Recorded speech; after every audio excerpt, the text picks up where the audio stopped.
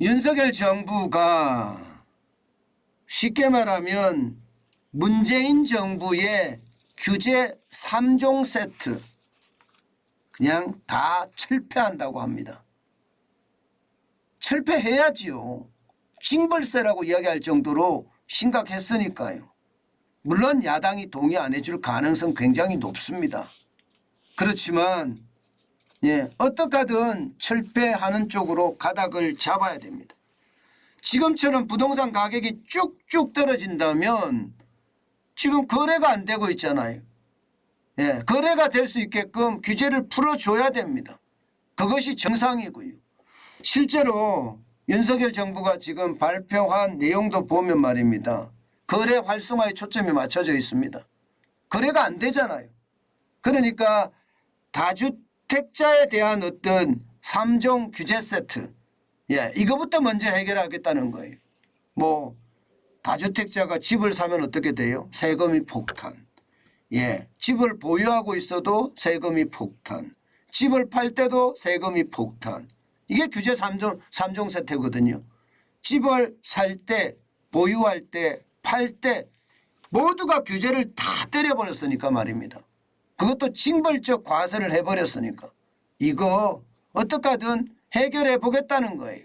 그러면서 말입니다. 가능하면 이제는 문재인 정부에서 없앴던 임대차 사업하는 거 있잖아요. 임대사업. 임대사업도 다시 부활을 시키겠다. 결국 말입니다. 시장의 예측이 맞거든요. 임대사업자가 집을 공급해요. 그죠? 그런데 임대사업자들에게 징벌적 과세를 때리면 그 과세가 대부분 세입자에게 전이됩니다. 그러면 세입자들은 더 많은 관리비나 월세를 낼 수밖에 없어요. 그래서 정부가 이 다주택자 여기가 임대사업자로 전환하는 거 오케이 해주겠다. 그렇게 이야기하면서 세금도 낮춰주겠다는 거예요. 취득세도 낮춰주고 종부세도 낮춰주고 양도소득세도 낮춰줄 테니 많이 공급하라. 많이 공급하라 이거죠. 실제 시장의 미분양도 지금 굉장히 커지는 건 여러분도 알고 계시잖아요. 그런 상태이기 때문에 지금은 거래 활성화를 하지 않으면 시장이 폭락한다. 시장이 무너진다. 이게 일반적인 시장의 예측이거든요. 여러분 진짜 불안한 것은요. 집값이 폭락해서 부동산 발 경제 위기가 터질까 두려워하는 게 현실입니다. 그렇기 때문에 지금 규제를 해제하지 않고 그냥 있는 대로 간다는 것은요. 부동산에서 시장이 망가지기를 기다린다. 그래서 대한민국의 부동산발 위기가 오기를 기다린다. 이렇게도 생각할 수가 있거든요. 때문에 이게 규제 해제가 본격적으로 일어나야 된다고 생각은 합니다. 일단 말입니다. 집을 살 때 지금 세율 조정한다는 거예요.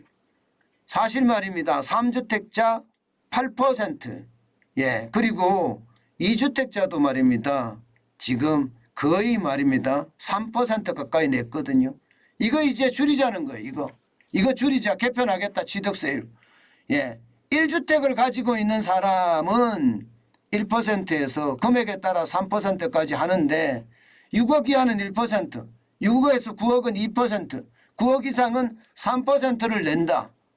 뭐 이렇게 개편을 하자. 이렇게 이야기하고 있고요.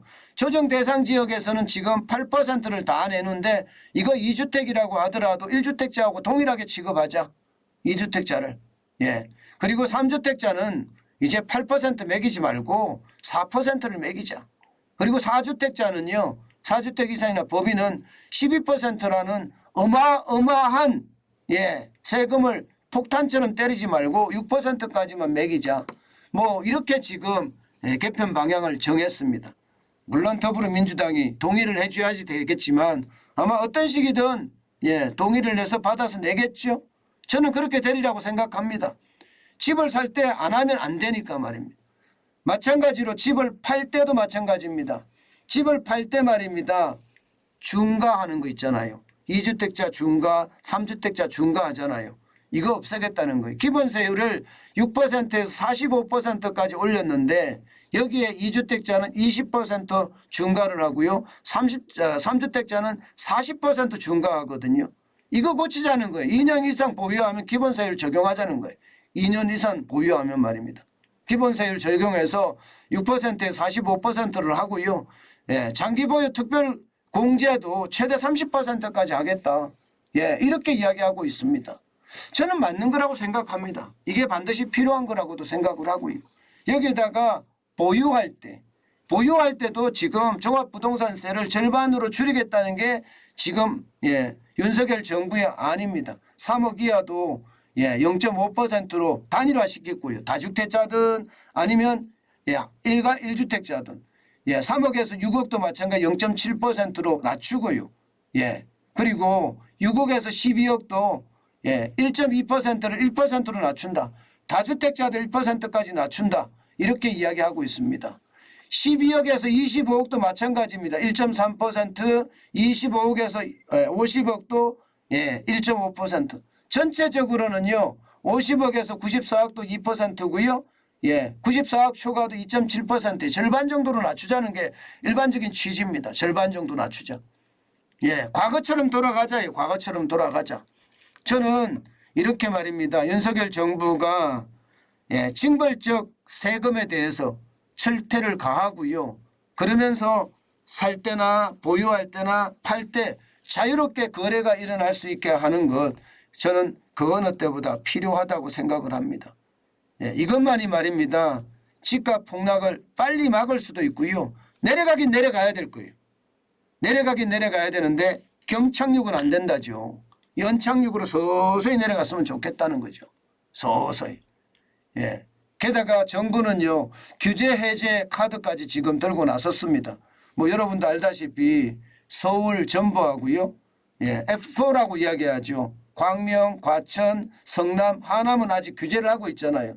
아마 이 규제가 서울 일부 지역이나 경기 일부 지역은 규제 해제가 곧 되지 않겠느냐 이렇게 예상을 하고 있습니다. 집값이 너무 내려가니까 규제 해제가 뒤따라야 된다. 그래야지만이 집값의 경착륙을 막는다. 이렇게들 이야기하고 있습니다. 여러분, 시장이라는 게 그렇습니다. 시장이라는 게 옛날과는 분명히 다릅니다. 옛날과는 분명히 다르고요. 또 시장의 지금 핵심은 거래가 일어나는 거거든요. 거래가 안 일어난다는 것은 시장에 엄청 충격을 줄 수 있으니까요. 전방 산업에도 충격이 될 수 있고요. 후방 산업에도 충격이 될 수 있습니다. 집을 짓는 사람들도 힘들고 집을 꾸미는 사람들도 힘들단 말입니다. 그러면 이게 동시에 무너지면 부동산발 경제 위기도 가져올 수 있거든요.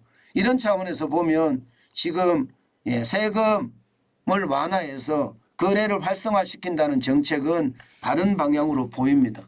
그래야지만이 시장의 불안감이 그만큼 가시지 않겠느냐 그런 생각도 해봅니다. 여러분, 요즘 부동산 시장은요.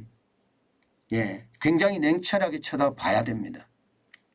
제가 여러분들에게 몇 번 말씀을 드리지만 이게 시장의 어떤 변화가 굉장히 빠른 속도로 일어나고요. 규제 완화 내지는 규제 철폐가 시시각각으로 일어나기 때문에 시장도 그에 따라서 시시각각으로 변할 거예요. 저는 무주택자라면 지금 임장을 해보시는 게 좋다. 그 말씀을 계속 드리고요.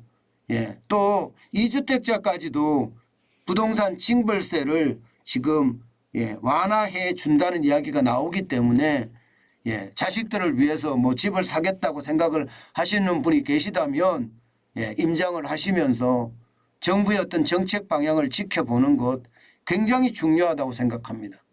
물론 더불어민주당이 이렇게 정부가 얘기한 대로 다 동의해 주지는 않을 겁니다.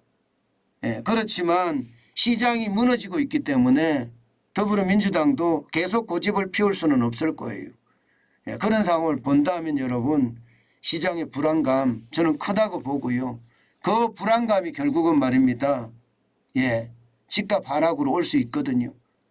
그렇기 때문에 시장은요 예의주시하는 게 좋습니다. 제가 임장해라 임장해라 이런 말씀을 많이 드리는데 그랬더니 어떤 분들이 부동산 투기 조장하지 마세요 이렇게 올려셨더라고요. 저는 투기를 하자는 게 아닙니다. 예, 무주택자가 집을 사는데 지금 뭔가 도움이 돼야 되지 않겠느냐 하는 생각에 시장을 냉철하게 보는 겁니다. 게다가 2주택자까지도 이게 세금이 낮춰진다 그러면 한 번쯤 감안을 해볼 수 있는 거라는 뜻입니다.